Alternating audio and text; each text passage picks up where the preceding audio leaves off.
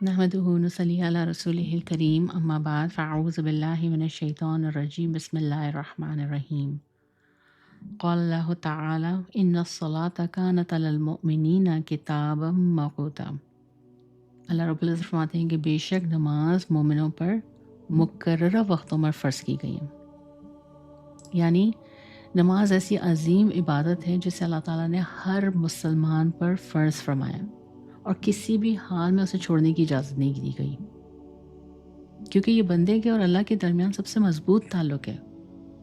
اس لیے شریعت نے ہمیں تعلیم دی ہے کہ خوشی ہو یا غم ہو، صحت ہو یا بیماری ہو، سفر ہو یا حضر ہو، نماز کو ترک نہ کیا جائے، بلکہ ہر حالت میں اپنی استطاعت کے مطابق اس کو ادا کیا جائے۔ تو یہ بات واضح ہو گئی کہ نماز کو کسی بھی حالت میں چھوڑنا درست نہیں ہے، بلکہ اس کی پابندی کرنا یہ اللہ کا حکم ہے۔ لہٰذا اگر ایک نماز رہ جائے اور بعد میں ادا کی جائے تو وہ قضا ہے۔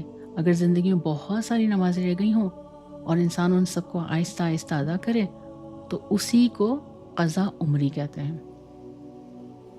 تو قضا عمری کوئی الگ سے کوئی نماز نہیں، کوئی شریعت کا کوئی نیا حکم نہیں ہے، بلکہ ایک فقہی اصطلاح ہے۔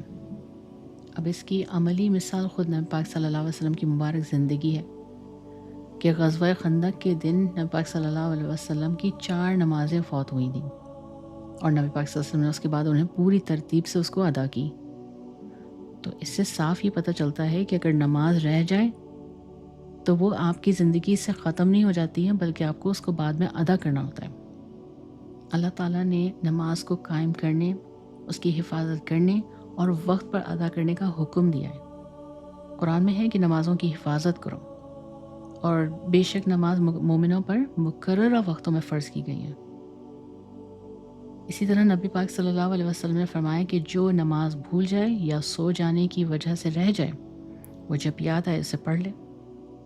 تو نماز چھوڑنا یہ معمولی بات نہیں ہے، یہ اللہ تعالیٰ کی ناراضگی ہے اور سخت وعید کا سبب ہے۔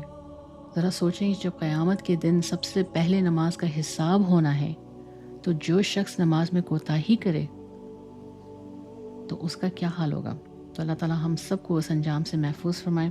اللہ تعالیٰ ہمیں اپنی نمازوں کی حقیقت سمجھنے، اس کی پابندی کرنے اور ہمیشہ وقت پر ادا کرنے کی توفیق عطا فرمائے۔ ہماری چھٹی ہوئی نمازیں، ہماری کوتاہیوں کو معاف فرما اور ہمیں اپنی یاد میں قائم رکھے۔ آمین یا رب العالمین۔